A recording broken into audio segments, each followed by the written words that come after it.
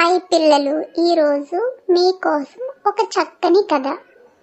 ఒక అడవిలో స్నేహితులైన చిలుక, జింక ఉండేవి. ఒకరోజు వేటగాడు అడవిలో వల పన్నాడు.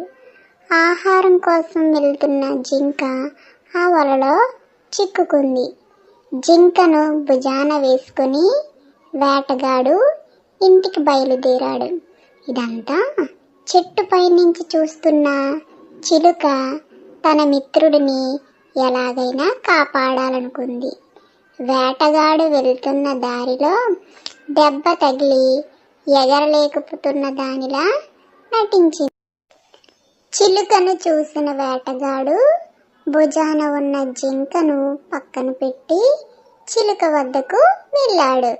అప్పటికే తప్పించుకోవడానికి ప్రయత్నిస్తున్న జింక ఒక్క ఉదుటున పారిపోయింది. వేటగాడు పట్టుకునేలోపు చిలుక రివ్వున ఎగిరిపోయింది. ఈ కథ యొక్క నీతి: నిజమైన స్నేహం ఆపదొచ్చినప్పుడు ఎట్టి పరిస్థితుల్లోనూ విడిచిపెట్టదు.